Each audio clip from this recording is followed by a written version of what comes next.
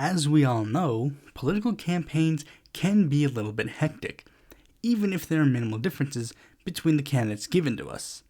For the most part, the worst of it usually becomes just some hateful words, and thankfully, nobody gets hurt. However, there are some times where it goes beyond that. The year is 1998.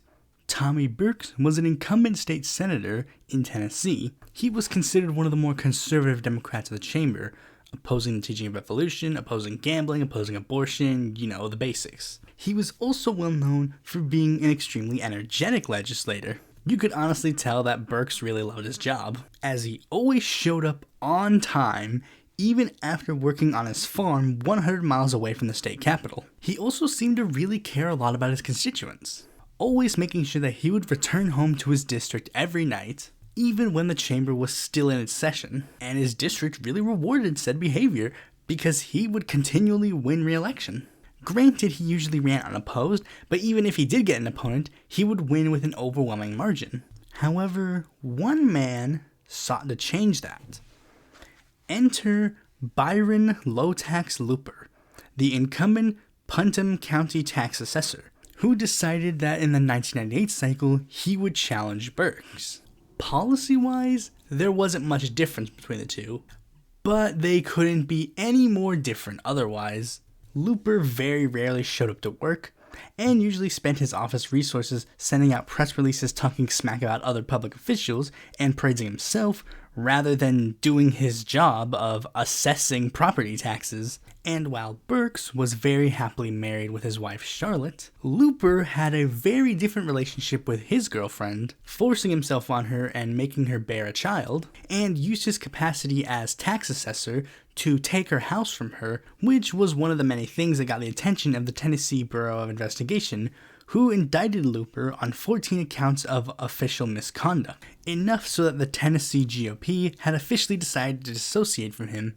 However, since he was still their nominee against Burks, there wasn't much else they could do except wait for Burks to beat him in a landslide in November. However, Looper wasn't going to give up this race just yet.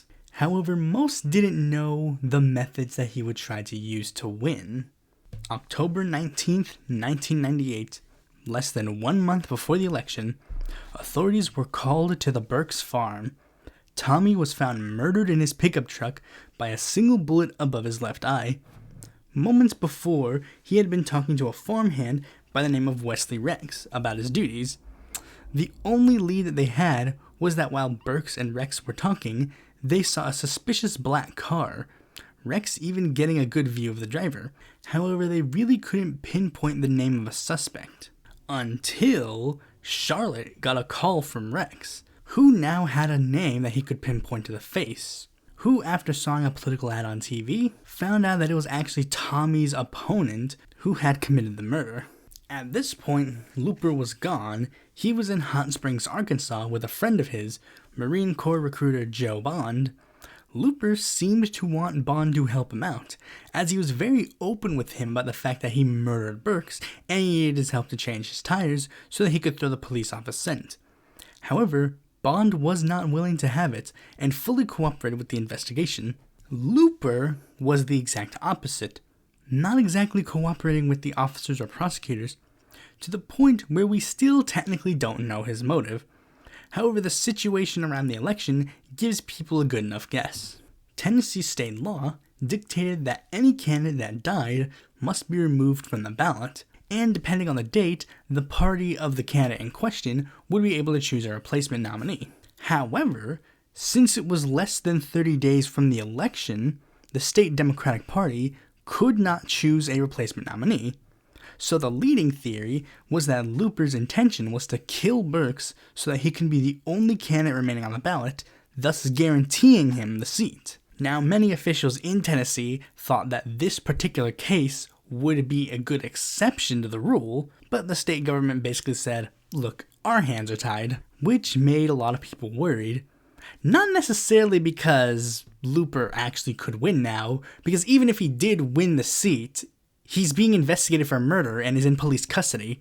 The man wasn't going to be serving in the state senate. But a lot of people in the state didn't even want to give Looper a sort of moral victory, the vindication that his plan worked. And so a bipartisan group of people pushed for Charlotte Burks to initiate a write-in candidacy for her husband's seat, which she not only ended up doing, but ended up winning with an easy 93% of the vote.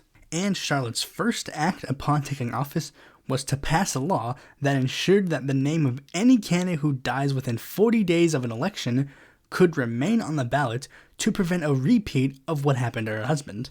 As for Looper, he briefly defibrillated the trial for 2 years before being convicted on first-degree murder. His sentence was life in prison with no chance of parole, and there he stayed, as on June 26, 2013, he was found dead in his cell of an apparent overdose on antidepressants. And before any of you start getting any sympathy for him, thinking that he might have changed in his years since, 2 hours before he died, he assaulted a pregnant counselor. So yeah, thanks for watching this video. Be sure to like, comment, subscribe, and click that bell to be notified when a future video of mine comes out. And if you're interested in more content from me, you can go to our website, follow me on Twitter, join my Discord, check my articles on the independent political report, or consider supporting me on Patreon.